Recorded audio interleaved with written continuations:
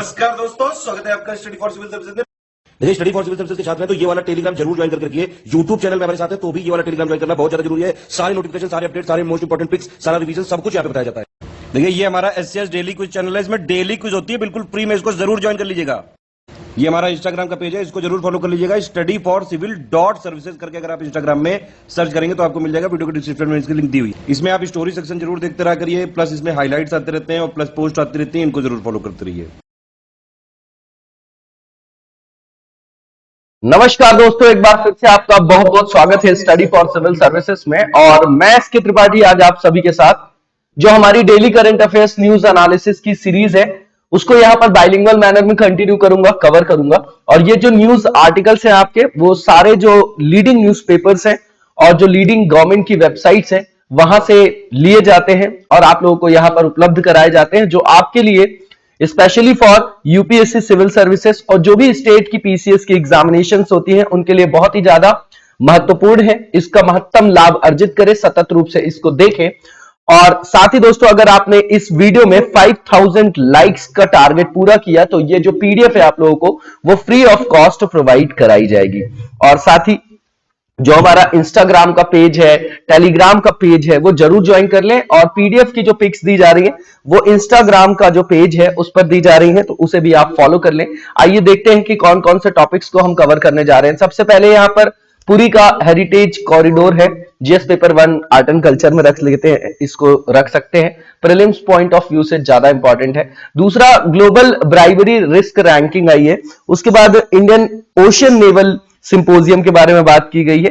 Cabinet note for mobile services in 7 to 8 villages. और उसके बाद प्रधानमंत्री ग्राम सड़क योजना के बारे में बात करेंगे। तो सबसे पहला जो आर्टिकल है, उससे पहले जो 20 नवंबर है वो हमारा कौन सा दिन है, तो सार्वभौमिक बाल दिवस है और अफ्रीका इंडस्ट्रियलाइजेशन डे भी इसको बोला जाता है। ठीक है, औद्योगिकरण, औद्योगिक क्रांति वगैरह सुना होगा आप लोगों ने। ये जीएस पेपर 1 में आर्ट एंड कल्चर का पार्ट है और बिल्कुल प्रीलिम्स पॉइंट ऑफ व्यू से है। और अभी जो इसका कंटेक्स्ट है क्या है, तो उड़ीसा के जो सीएम है नवीन पटनायक जी, उन्होंने अभी क्या किया है, देखिए कुल मिला के ये है कि उड़ीसा जो गवर्नमेंट है उसने बोला है कि जो पूरी कॉरिडोर है, हेरिटेज कॉरिडोर, उसकी आधारशिला जल्द से जल्द रखी जाएगी और इसको 800 करोड़ रुपए की लागत से विकसित किया जा रहा है। तो ये अब स्टेट पीसीएस वालों के लिए ठीक है कि कितनी फंडिंग है, ये बाकी लोगों के लिए ये क्यों इंपॉर्टेंट है कि भैया इसका कंटेक्स्ट क्या है, तो हम पूरी साइड में जो मंदिर की वास्तुकला है, ठीक है ना, वो सब हम देख जाए। पैगोडा वगैरह की बात होती है, व्हाइट पैगोडा वगैरह है ना, लिंगराज टेम्पल वगैरह ऑलरेडी पूछ चुका है यूपीएससी। तो यहां पर जो ये परियोजना है उसके बारे में बताया जा रहा है कि है क्या। तो 2-4 पॉइंट है इंपॉर्टेंट, वो देख लेते हैं हम लोग। सबसे पहले जो बताया जा रहा है, कंसीव्ड इन 2016 में इसको परिकल्पित किया गया और इसका जो अनावरण है, अनावरण जो है दिसंबर 2019 में किया गया।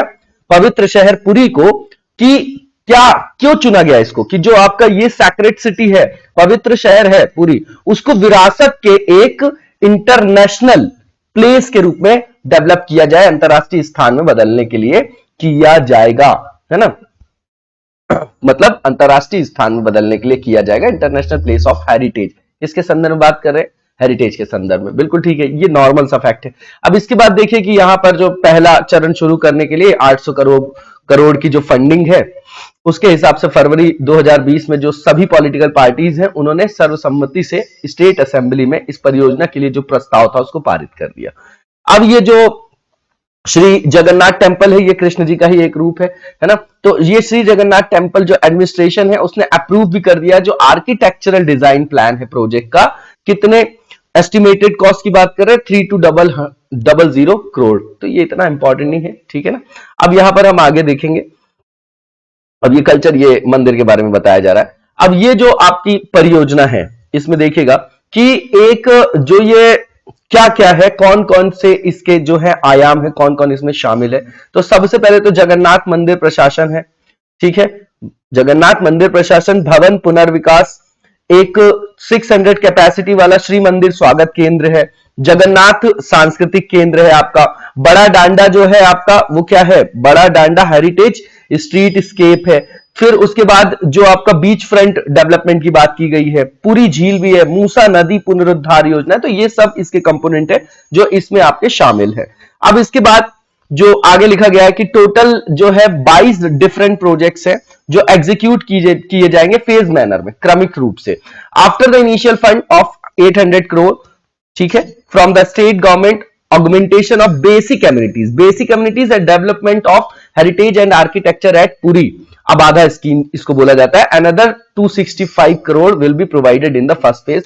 ये सब जानने की जरूरत है कितनी फंडिंग हो रही है। अब सबसे मेन पॉइंट जो है इसमें जगन्नाथ जो मंदिर है आपका पुरी वाला, उसके संदर्भ में है, ठीक है। तो देखिए ये जो मंदिर है आपका, ये कहां है? पहली बात तो उड़ीसा वाला क्षेत्र है, तो आपका पूर्वी तट हो गया। अब ये कृष्ण जी के एक रूप के रूप में जगन्नाथ जी को समर्पित हिंदू टेंपल है, ठीक है। इसको बिल्ड किसने किया था? गंग डायनेस्टी, किंग जो थे आपके अनंत वर्मन जो है आपके चोटगंग हैं, ठीक है ना, उनके द्वारा किया गया था 12वीं शताब्दी में। अब पौराणिक कथा वगैरह देखेंगे आप लोग तो इसको यमनिका भी बोला जाता है। किसको? जगन्नाथ मंदिर को यमनिका भी बोला जाता है। कहने का मतलब ये कि यहां पर जो आपके जगन्नाथ जी की उपस्थिति थी देवता की, उनके कारण मृत्यु के जो देवता जिनको यम को माना जाता है, तो उनकी शक्ति बोलते हैं कि क्षीण हो गई थी, खत्म हो गई थी। अब इसके बाद जो है यहां पर तो इन्होंने बिल्ड करा है, लेकिन as suggested by Kendupatna copper plate inscription of his descendant Narasimhadeva second. ये पता किससे चलता है? तो जो केंदुपट्टन ताम्रपत्र है, शिलालेख किसका? नरसिंहदेव द्वितीय का, उनके द्वारा ये पता चलता है कि इन्होंने बिल्ड कराया था। दो फैक्ट ये इंपॉर्टेंट है। अब प्रेजेंट टाइम में देखें तो ये जो टेंपल है was rebuilt from the 10th century onwards on the site of an earlier temple and begun by Anantavarman Chodaganga Deva, है ना, जो हमने पहले कहा है, और the first king of the eastern Ganga dynasty. अब पूरी टेंपल जो फेमस है वो एनुअल रथ यात्रा की बात होती है, और चैरियट जो आपका लिखा हुआ है यहां पर क्या है, ये फेस्टिवल है आपका, in which the 3 principal deities are pulled on huge and elaborately decorated temple cars, ठीक है ना। तो अब ये नॉर्मल सी चीज है। अब देखिए यहां पर आप ये चीज जान लीजिए, अगर इसका आर्किटेक्चर देखें हम लोग तो इस मंदिर को व्हाइट पैगोडा भी बोला जाता है। ये यहां पर जो 4 धाम है उसमें से एक धाम, जैसे बद्रीनाथ है, द्वारिका है, रामेश्वरम है, वैसे पुरी है। इस मंदिर के 4 द्वार भी हैं, इस मंदिर के 4 द्वार हैं, ठीक है, ये मंदिर बना हुआ है। तो पूर्वी सिंह द्वार जो झुके हुए शेरों के साथ है, मुख्य द्वार है, ठीक है। उसके बाद दक्षिणी जो अश्व द्वार है, पश्चिमी व्याघ्र द्वार है, और उत्तरी जो है हस्ती द्वार है। तब में एक स्पेशल तरीके की आप नक्काशी देख पा रहे होंगे, ठीक है। और यहां पर जो हर एक द्वार है उसके सामने ना सूर्य स्तंभ या अरुणा स्तंभ बोलते हैं, वो आपका उपस्थित है, और मूल रूप से ये कोणार्क के सूर्य मंदिर में था। महोत्सव की बात करें तो रथ यात्रा या कार महोत्सव बोलते हैं। उड़ीसा में जो है यूनेस्को की साइट है कोणार्क जो टेंपल है आपका सूर्य मंदिर, ठीक है ना। लिंगराज मंदिर है, उदयगिरी और आपका खंडगिरी की गुफाएं हैं, और तारा तारिणी मंदिर है। ये इंपॉर्टेंट साइट से देख जाइएगा, art and culture prelims point of view से बहुत इंपॉर्टेंट है। अब जो नेक्स्ट हमारा आर्टिकल है ये जीएस पेपर 2 से होगा। ये ग्लोबल ब्राइबरी रिस्क रैंकिंग है, गुड गवर्नेंस वगैरह वहां रखते हैं, इसलिए इसको वहां पर रख दिया गया। अब यहां पर इंडिया जो है इसमें नीचे आ गया है, स्लिप हो गया है, 82nd पोजीशन पे आ गया है 2021 में। 5 प्लेसेस जो है वो नीचे आ गया 77 से, ठीक है, जो लास्ट ईयर थी ये ग्लोबल लिस्ट में, ठीक है। अब की पॉइंट देखेंगे तो ये जो आपका the list by TRACE and anti bribery standard setting organisation measures, क्या क्या जो मेजर्स है इसमें देखा जाता है। तो business bribery risk in 194 countries, territories and autonomous and semi autonomous region, कुल मिला के ये कि 194 देशों में, क्षेत्रों में, ठीक है ना, आपका ये जो है इसको रखकर ये जो है वहां के डेटा सैंपलिंग लेके फिर इसको निकाला गया। अब ये किस पर बेस्ड है ये इंपॉर्टेंट है। सबसे पहले जो लिखा गया है business interaction with the government, दूसरा रिश्वत विरोधी निरोध जो है आपका एंटी ब्राइबरी डेटरेंस की बात कर रहे हैं, डेटरेंस की एंड इन्फोर्समेंट की बात कर रहे हैं, लॉ एंड ऑर्डर की बात हो गई। गवर्नमेंट एंड सिविल सर्विसेज जो है वो ट्रांसपेरेंसी है ना, ये है हमारे यहाँ सिलेबस में, बताइए 4th पेपर में भी देखेंगे, 2nd पेपर में भी देखेंगे, ठीक है। और capacity for civil society oversight which includes the role of the media, है ना, नागरिक समाज की निगरानी की क्षमता और मीडिया की भूमिका, लोकतंत्र का चतुर्थ स्तंभ भी माना जाता है इसको, ये इंपॉर्टेंट है। अब इसके बाद जो ट्रेस ब्राइबरी रिस्क मैट्रिक्स है उसमें एग्रीगेट किया जाता है रेलेवेंट डेटा, जो कि लिया जाता है कहां से, leading public interest and international organisation से, इंक्लूडिंग उसमें कौन कौन से, यूएन है आपका, वर्ल्ड बैंक है आपका, वीडम इंस्टीट्यूट है एट द यूनिवर्सिटी ऑफ जो Gothenburg and world economic forum. ये देख जाइएगा एक बार।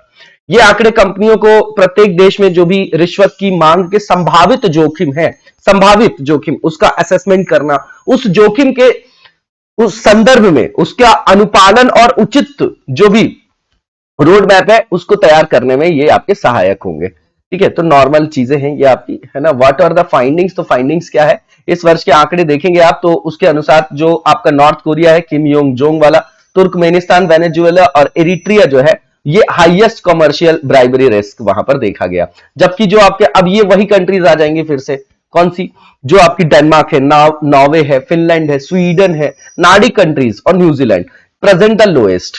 ठीक है, ओवर द पास्ट 5 years जो बिजनेस ब्राइबरी रिस्क एनवायरमेंट है यूनाइटेड स्टेट्स में वर्स्ट है ना, significantly when compared with global trends. ठीक है, तो संयुक्त राज्य अमेरिका में भी व्यापार रिश्वतखोरी, जो व्यापार के संदर्भ में जो ब्राइबरी है, रिश्वतखोरी है, जोखिम वहां पर जो है वो बढ़ गया है, वहां पर भी जो है एनवायरमेंट जो है लगातार खराब हुआ, माहौल खराब हुआ। अब ये 2020 से 21 की बात करें तो जो जीसीसी है, कंट्रीज है, वहां पे भी देखा गया है कि इंक्रीमेंट हुआ है कि इसमें कमर्शियल ब्राइबरी रिस्क में। लास्ट 5 years का डेटा ले रहे हैं, उसमें बोल रहे हैं कि जिन देशों ने कमर्शियली जो भी ब्राइबरी की समस्या थी उनके यहां, अगर उन कारकों में उन्हें सुधार की दिशा में बहुत नया चेंज, मतलब एटीट्यूडनल चेंज दिखाया है, वो कौन कौन से आपके कंट्रीज है, तो उज्बेकिस्तान है, गाम्बिया, आर्मेनिया है, मलेशिया, अंगोला है ना। तो ये सुधार कर रहे हैं अपने यहां। और यहां पर जो है वनाटू, पेरू और जो नदन मैसेडोनिया है, मदर टेरेसा यहां से रिलेटेड थी क्या, कमेंट बॉक्स में बताइएगा। And Montenegro also scored 44, the same as that of India in the matrix. तो ये नॉर्मल सी चीज है, ये अंक के बारे में बात करें, रैंकिंग नहीं है ये। अब रैंकिंग ऑफ इंडिया की बात करें तो 2020 में 45 का स्कोर के साथ 77 जो है रैंक पे है। इसके पहले जो है इस वर्ष जो बात करें तो 44 स्कोर किया है इंडिया ने और अब 82nd है। ठीक है, रैंक 5 स्थान नीचे आ गया। इसके बाद भारत जो है अपने नेबर्स से भी ये जो है आपके उनसे बेहतर प्रदर्शन किया है, फार बेटर है। तो पाकिस्तान, चाइना, नेपाल, बांग्लादेश, भूटान, जबकि उसने भूटान जो है वैसे भी ग्रॉस हैप्पीनेस इंडेक्स वगैरह देखते हैं आप लोग भूटान के संदर्भ में, तो भूटान जो है उसने 62nd रैंक जो है यहां पर क्या की है, हासिल किया है। अब इसके बाद जो है इंडिया की रैंकिंग और बस यही देख लीजिएगा, नेबर्स की कौन जो है सबसे ऊपर है वो देखने की जरूरत होती है। अब ये जो हिंद महासागर नौसेना संगोष्ठी, आप इसको जीएस पेपर 2 में भी रख सकते हैं। ठीक है, अब ये सिक्योरिटी वाला पार्ट है, 3rd पेपर में भी जाएगा। तो 7th एडिशन जो है आपका इंडियन ओशियन नेवल सिंपोजियम का, कॉन्क्लेव का of chiefs is being hosted by French navy eight Paris.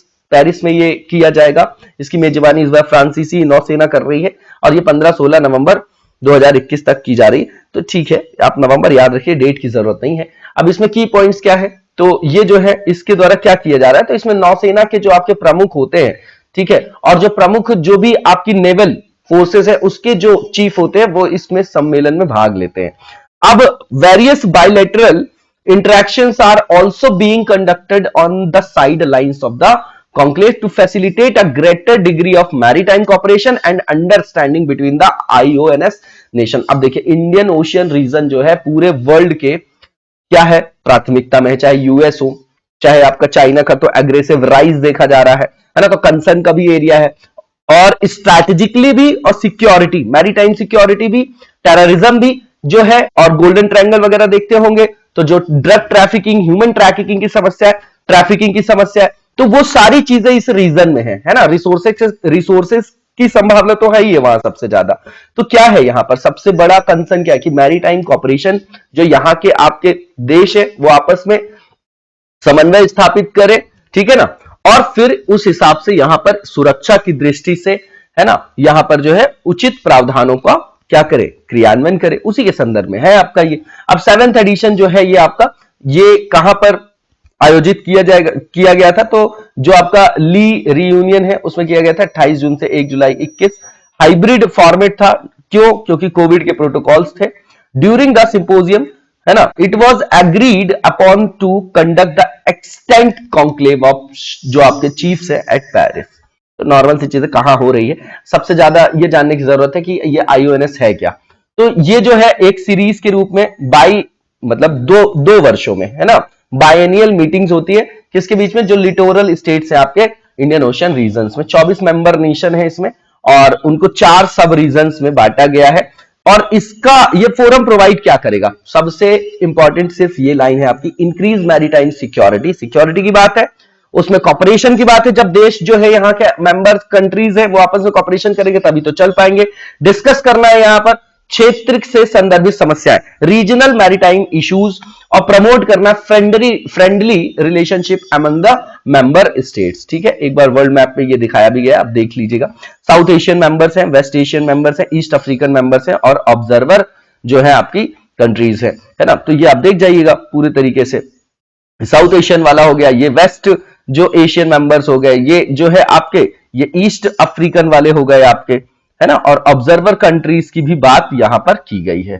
ठीक है, तो नेक्स्ट आर्टिकल देखते हैं, मैप वगैरह देखते रहिए आप लोग। और यहां पर जो नेक्स्ट पॉइंट इसमें लिखा है कि ये सुरक्षा निर्माण है एक तरीके से IOR रीजन में, इंडियन ओशन रीजन में। ठीक है, जो आपका किसके समान है, तो वेस्टर्न पैसिफिक नेवल सिंपोजियम के समान है। अब इसके बाद यहां पर यह बताया जा रहा है कि इसकी परिकल्पना जो है जो इंडियन नेवी के द्वारा 2008 में की गई थी एक फोरम के रूप में। क्यों, रीजनल सिक्योरिटी के लिए। ठीक है ना, रीजनली जो है इसको डेवलप किया गया, रीजन के हिसाब से तो है ये इंडियन ओशियन रीजन। तो इसमें इसके हिसाब से जो भी रेलेवेंट आपके समुद्र से संदर्भित विषय थे उसके लिए एक जो है आपका कैसा एक मंच प्रदान करना, और फिर उसके द्वारा जो भी इंडियन ओशन रीजन है और कोस्टल एरिया है उसमें नौसेनाओं के बीच समुद्री सहयोग के संदर्भ में आम समझ को विकसित करके समन्वय और सहयोग के द्वारा इस रीजन में सुरक्षा के आयामों को सुदृढ़ करना, ये इंपॉर्टेंट है आपका। ठीक है, और ये इनॉग्रल एडिशन जो IONS का था वो कहां पर हुआ था, तो 2008 में न्यू दिल्ली में। कौन कौन थे उसमें, इंडियन नेवी जो थी वो आपका उसने चेयर किया था। ठीक है, और अभी जो है कौन चेयर कर रहा है, तो फ्रांस में, तो फ्रांस कर रहा है। इसके बाद जो नेक्स्ट आर्टिकल है वो देखेंगे हम लोग, जीएस पेपर 3 से रिलेटेड है। इसमें कैबिनेट का नोट आया है कि मोबाइल सर्विसेज जो है 7287 विलेजेस में प्रदान की जाएगी। तो अप्रूव कर दिया है कैबिनेट ने मोबाइल सर्विसेज को ओवर 7000 अनकवर्ड विलेजेस 5 स्टेट्स के अंतर्गत, जिसमें आंध्र प्रदेश, छत्तीसगढ़, झारखंड, महाराष्ट्र, उड़ीसा है। और इसमें एस्टिमेटेड कॉस्ट जो है 6466 करोड़ है।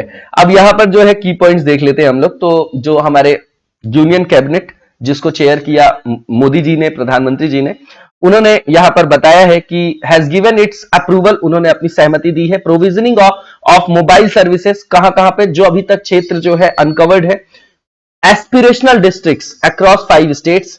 ठीक है, ये ऑफिशियली उन्होंने बोला। एस्पिरेशनल पहले जो बीमारू राज्य थे उनको अब आकांक्षी बोलते हैं हम लोग, अच्छा लगता है थोड़ा, तो वो एस्पिरेशनल जो है उनको डिस्ट्रिक्ट बोला गया। अब ये जो प्रोजेक्ट है ये क्या देखेगा, इसके अंतर्गत क्या प्रोवाइड किया जाएगा, तो 4G मोबाइल सर्विसेज दी जाएंगी 7287 जो भी अनकवर्ड विलेजेस हैं। 44 आकांक्षी जिलों की बात किया गया है, 5 स्टेट्स है। फंडिंग पहले बात कर लिया हम लोगों ने, और इसमें ऑपरेशनल एक्सपेंस भी शामिल है आपका 5 वर्षों का। अब फंडिंग क्या है, कौन करेगा, तो ये फंडेड है किसके द्वारा, यूनिवर्सल सर्विस ऑब्लिगेशन फंड, ये इंपॉर्टेंट पॉइंट है। और इसमें टारगेट किया जा रहा है कि इसे कंप्लीट किया जाएगा 18 मंथ के अंदर, after the signing off agreement. तो जब भी एग्रीमेंट साइन हो जाता है तो उसके अंतर्गत उसके अंदर फिर 18 महीने में इसको कंप्लीट किया जाएगा। ये जो आपका वर्क रिलेटेड जो ये कार्य संदर्भित है तो किस लिए है कि भैया 4G मोबाइल सर्विसेज को क्या किया जाए, आइडेंटिफाई किया जाए पहले तो अनकवर्ड विलेजेस और वहां प्रोवाइड किया जाए। Will be awarded through open competitive bidding process, इसमें ओपन कॉम्पिटिटिव बिडिंग प्रोसेस के द्वारा इसको किया जाएगा, है ना, खुली प्रतिस्पर्धा जो बोली प्रक्रिया है उसी के माध्यम से प्रदान किया जाएगा एज पर एक्सटेंट यूएसओएफ, जो भी आपका प्रोसीजर होगा। अब यूएसओएफ के बारे में बता रहा है, यूनिवर्सल सर्विस यहां पर ऑब्लिगेशन फंड, तो है क्या ये, तो ये सेटअप किया गया है एक एक्ट लाके, अधिनियम लाके पार्लियामेंट का, कब, 2003 दिसंबर में, है ना, bye amending the Indian telegraph act 1885। तो जो 1885 का औपनिवेशिक जो आपका नियम था, कानून था, एक्ट था, उसको यहां पर जो है अमेंड करके फिर ये जो है आपका सेटअप किया गया। ठीक है, दिसंबर 2003 में संसद के एक अधिनियम के द्वारा यूनिवर्सल सर्विस ऑब्लिगेशन फंड की स्थापना की गई, ये इंपॉर्टेंट है। इसके बाद इसका ऑब्जेक्टिव क्या है इस फंड का, तो प्रोवाइड करना है क्या, पहुंच सुनिश्चित करना है, किस कैसी टेलीकॉम जो सर्विसेज है कहां पर, कहां पर, जो रिमोट एरियाज है, ग्रामीण दूर दराज के लोग है ना, वहां भी जो है उनकी पहुंच को सुनिश्चित करना है।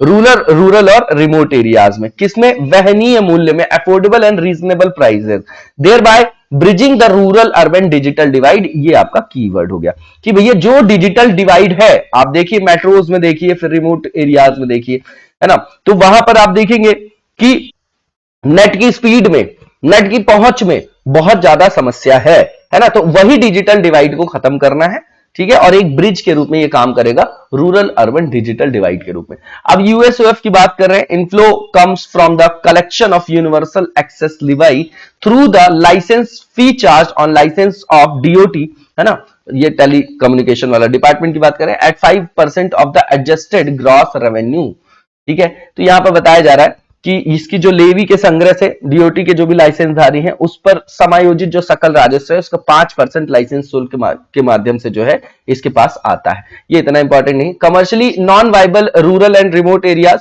जो भी होंगे वहां पर यूएसओएफ जो है सब्सिडी सपोर्ट भी देगा in the form of net cost के फॉर्म पर।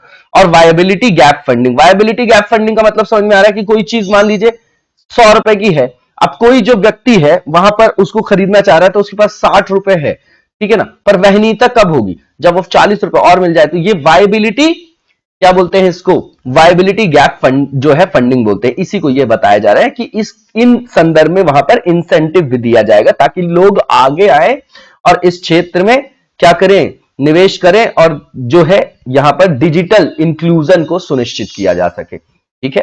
कंट्रीब्यूशन क्या है यूएसओएफ का, तो ये हेल्प करेगा प्रोवाइड करने में क्या, wide spread and non discriminatory access to quality ICT services, वहनीय उचित मूल्य पर पीपल्स को रूरल और रिमोट एरियाज में। बिल्कुल सेम चीज हो गई क्या, इसमें ग्रामीण भारतीयों की अपनी कैपेसिटी बिल्डिंग हासिल करने और राष्ट्र के विकास में एक प्रोडक्टिव या ऐसे समझिए कि ह्यूमन कैपिटल के रूप में अपना जो है योगदान दे पाएंगे। कुल मिला के फुलेस्ट पोटेंशियल एंड पार्टिसिपेटिव जो है आपका, participate productively in the development of the nation. तो भैया राष्ट्र के विकास में, है ना, जो नागरिक हैं वो आपका मूर्त रूप में अपना योगदान दे पाएंगे, कैपेसिटी बिल्डिंग कर पाएंगे, ये चीज आप समझिए। इसके बाद provision of reliable robust and high speed telecom and broadband facilities जो है will be imperative from the view point of consumer as well as for strategic and governance reason. भैया सीधी बात है, सिविल सोसाइटी के लिए तो फायदेमंद है ही, लेकिन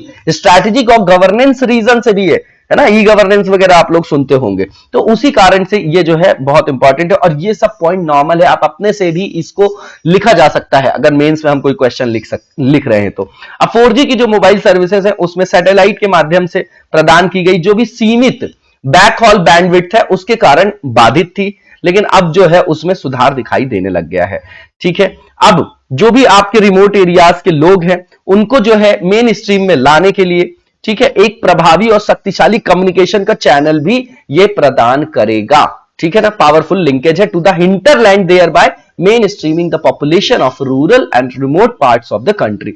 अब creation of infrastructure for mobile services in remote rural areas, बिल्कुल वही चीज है। गांव में इसको ब्रॉडबैंड की जो व्यवस्था है उसमें चरणबद्ध तरीके से जो है इसको इंप्लीमेंट किया जाएगा। नेक्स्ट जो हमारा आर्टिकल है बहुत इंपॉर्टेंट है और इंफ्रास्ट्रक्चर से रिलेटेड जीएस पेपर 3 में इसको रख सकते हैं आप। प्रधानमंत्री ग्राम सड़क योजना है। अब इसका कंटेक्स्ट क्या है, तो अभी मोदी जी की अध्यक्षता में जो आपकी कैबिनेट कमेटी है आर्थिक मामलों से संदर्भित, उसने सड़कों और पुलों का जो कंस्ट्रक्शन हो रहा है उसका जो बचा हुआ काम है उसको पूरा करने के लिए प्रधानमंत्री ग्राम सड़क योजना 1 और 2 को सितंबर 2022 तक जारी रखने के लिए बोला है और ग्रामीण विकास मंत्रालय के ग्रामीण विकास विभाग के प्रस्तावों को अपनी वहां पर मंजूरी दे दी। अब ये तो क्या है हमारे लिए, फिर क्या हो गया, संदर्भ हो गया, ये इंपॉर्टेंट नहीं है। ये इंपॉर्टेंट क्या है कि ये योजना क्या है, इसके अंतर्गत किस तरीके से हमारे यहां आधारिक जो भी अवसंरचना है उसका विकास हुआ है। आप समझिएगा कि यहां पर की पॉइंट क्या है, तो बोल रहे हैं कि सीसीईए जो है उसने अप्रूव किया है continuation of road connectivity project for left wing extremism affected areas up to March 2023। अब देखिए ये क्या है आपका, ये बहुत इंपॉर्टेंट है, ठीक है। अब जो है इसकी आप आइडियोलॉजी भी देख जाइएगा। अब इसमें जो आपका प्रधानमंत्री ग्राम सड़क योजना चरण 1 था उसमें बताया जा रहा है कि जनगणना जो 2001 की थी उसके अनुसार मैदानी क्षेत्र में जो भी जहां पर भी 500 प्लस 500 प्लस जो पॉपुलेशन है। अगर नॉर्थ ईस्ट और हिमालयन स्टेट की बात करें तो वहां जस्ट हाफ है, 250 प्लस अगर वहां पर कोई जनसंख्या रहती है, तो वहां पर अगर सड़क नहीं है तो वहां पर वंचित जो बस्तियां हैं सड़क से, तो उनको जोड़ने का काम जो है स्टार्ट किया गया 2000 में, मतलब प्रधानमंत्री ग्राम सड़क योजना 2000 में, बहुत इंपॉर्टेंट है। स्कीम ऑल्सो इंक्लूडेड कंपोनेंट, और भी कंपोनेंट जो है इसमें इंक्लूडेड है, upgradation of existing rural roads for those districts where all the eligible habitations had been saturated. ठीक है ना, नॉर्मल सी चीज है कि इसके बाद 2013 की बात करें तो यहां पर डिसाइड किया गया कि इसमें और भी कवर किया जाएगा, जहां पर क्या और कवरेज को बढ़ाया जा रहा है धीरे धीरे। तो हैबिटेशन जहां पर पॉपुलेशन साइज 100 से 249, वहां 250 तक कर लिए थे, अब 100 to 249 एज पर सेंसस। कौन सा सेंसस? 2001 का। In the left wing extremism, जहां पर भी अतिवाद है, वामपंथ है ना, left wing extremism, affected blocks identified by the ministry of home affairs. अब यहां पर होम अफेयर्स क्यों आई? क्योंकि ये सिक्योरिटी का मुद्दा है, इंटरनल भी और एक्सटर्नल भी। ठीक है, उल्फा वगैरह देखते होंगे आप लोग। अब अ टोटल ऑफ नक्सलवाद की भी समस्या आप लोग देखते होंगे, ये सब जो है यही इसी से संदर्भित है ना, ये आंतरिक सुरक्षा वाला संदर्भ है। अ टोटल ऑफ 627 किलोमीटर जो रोड की लेंथ है, और 75-23 ब्रिजेस जो है इसमें सैंक्शन किए गए। कब? प्रधानमंत्री ग्राम सड़क योजना का जो प्रथम चरण था उसमें जो है, which only 20,950 kilometre road length and 1974 bridges are balance as on 15 November 2021। तो आप ये देख लीजिए कि इसमें क्या टारगेट था और क्या जो है अभी शेष बाकी है, तो उसको जो है अब पूरा किया जाएगा। जो टारगेट है उसको अब पूरा किया जाएगा। अब सेकेंड फेज की बात करें इस योजना की, तो ये अप्रूव की गई मई 2013 में, और इसमें जो है आपका मौजूदा जो ग्रामीण सड़क नेटवर्क था उसमें 50,000 किलोमीटर लंबाई को और पूरा करने का जो है यहां पर परिकल्पना की गई।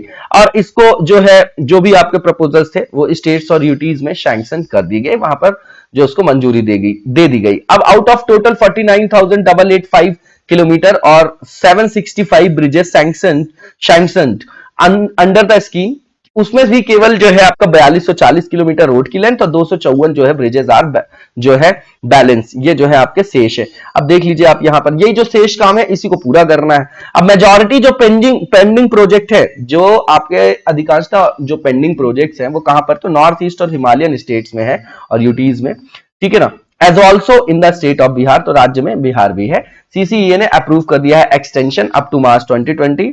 कब? 2018 में किया था, अब वापस से इसको जो है किया जा रहा है। अब प्रधानमंत्री ग्राम सड़क योजना थर्ड चरण जो है इसको लॉन्च किया गया 2019 में फॉर कंसोलिडेशन ऑफ 1,25,000 किलोमीटर।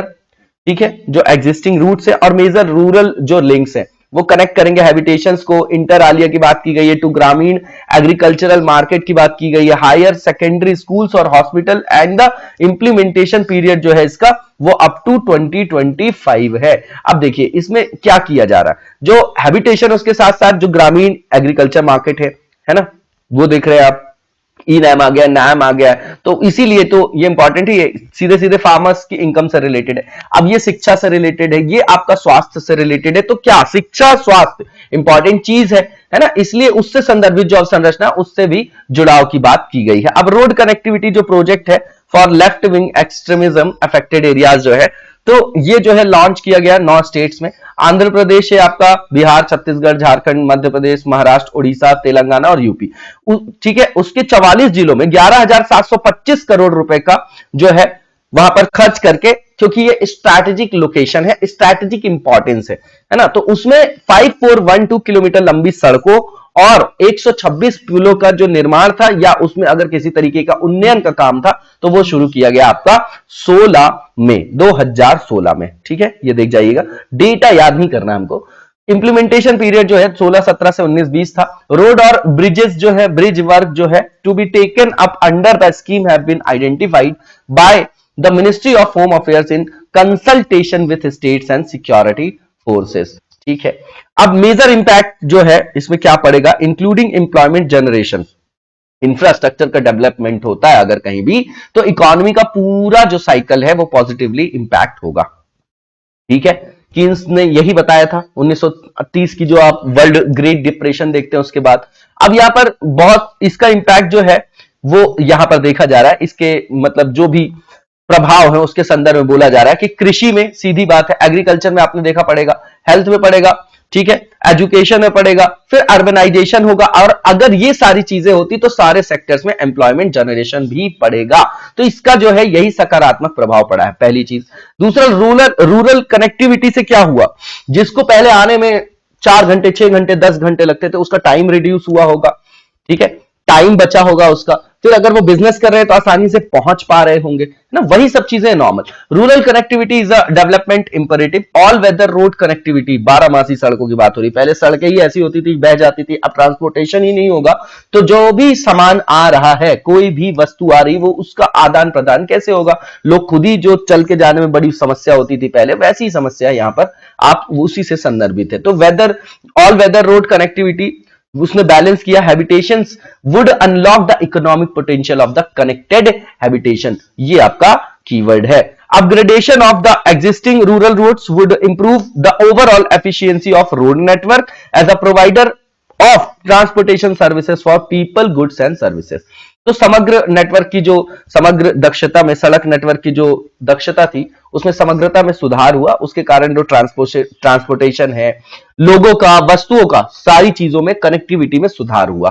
अब सड़कों का निर्माण उन्नयन से स्थानीय जो जनता है उसको प्रत्यक्ष और अप्रत्यक्ष, देखिए ये लिखने का तरीका है, डायरेक्ट और इनडायरेक्ट दोनों तरीके के एम्प्लॉयमेंट जो है, लोकल जो भी पॉपुलेशन थी, वहां पे लोग थे, उनको प्राप्त हुआ। अब जो नेक्स्ट हमारा फेज है ये रिलेटेड है हमारा एमसीक्यू से। अब जो पहला एमसीक्यू है आज का, उससे पूछा जा रहा है कि जो इंडिया इंटरनेशनल साइंस फेस्टिवल है उससे रिलेटेड यहाँ पर स्टेटमेंट्स दिए गए, बताना कौन सा ट्रू है आपका। तो पहला ये कि ये एनुअल इवेंट है जो कंसीडर किया जाता है बिगेस्ट प्लेटफॉर्म के अंतर्गत जो भी हमारे देश में है। ये आपका किसको किसको एक साथ एक मंच देता है, public researcher, innovators, artist from around the globe to experience the joy of doing science for the well being of people and humanity. ये इंपॉर्टेंट है आपका, और ये बिल्कुल सही है आपका पहला स्टेटमेंट। दूसरा ये लिखा गया कि फर्स्ट एडिशन इसका लॉन्च किया गया 2017 में, तो गलत है, 2015 में इसका पहला संस्करण लॉन्च किया गया था।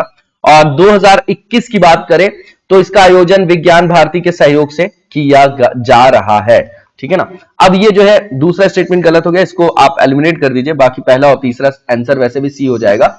और हाल ही में जो एमओईए से आपका केंद्रीय पृथ्वी विज्ञान मंत्रालय, उसने इंडिया इंटरनेशनल साइंस फेस्टिवल का 7वां संस्करण लॉन्च किया है, तो इसका आंसर आपका सी हो जाएगा। और इसके बाद जो नेक्स्ट क्वेश्चन है हमारा, इसको भी देखेंगे हम लोग। और नेक्स्ट क्वेश्चन जो है इसमें सेबी, ठीक है ना, भारतीय प्रतिभूति और विनिमय बोर्ड जो है उससे संदर्भित जो है आपका स्टेटमेंट दिए गए, उसमें बताना कौन सा ट्रू है। तो पहला ये कि जो सेबी है आपकी, वो भारत सरकार के वित्त मंत्रालय के अधिकार क्षेत्र में, ज्यूरिसडिक्शन समझ लीजिए आप, उसके अंतर्गत आती है। भारत में प्रतिभूतियों और कमोडिटी बाजार के लिए नियामक निकाय है, जैसे रेगुलेटरी बॉडी और भी है कि इंश्योरेंस से रिलेटेड एडा है आपकी, है ना, बैंकिंग से रिलेटेड आपकी आरबीआई, तो वैसे सेम ही है, और क्वाशी जुडिशरी आपकी ये संस्था है ना। तो ये जो पहला स्टेटमेंट है बिल्कुल आपका क्या है, ठीक है। दूसरा ये कि इसका हेडक्वार्टर कहां है, मुंबई में, ये भी ठीक है। और इसको जो है स्टैच्यूटरी पावर दी गई 30 जनवरी 1988 में, ये बिल्कुल गलत है। एलपीजी के जस्ट बाद 30 जनवरी 1992 को ये बन गया आपका ऑटोनॉमस एक बॉडी। फिर उसके बाद सेबी अधिनियम लाया गया 1992 में, और उसके साथ ही 1992 में ही इसे दिया गया क्या, स्टैच्यूटरी एक आयाम डायमेंशन, है ना, एक जो है स्टैच्यूटरी जो है आपको वैधानिक शक्तियां प्रदान करके इसको वैधानिक निकाय बनाया गया। तो तीसरा स्टेटमेंट गलत है, ऊपर के दोनों स्टेटमेंट ठीक थे, तो इसका आंसर आपका ओनली 1 और 2 हो जाएगा। इसी के साथ आज के वीडियो को यहीं पर विराम देंगे, नेक्स्ट वीडियो में कंटिन्यू करेंगे, तब तक लगातार जबरदस्त तरीके से पढ़ते रहिए। Thank you so much, best of luck.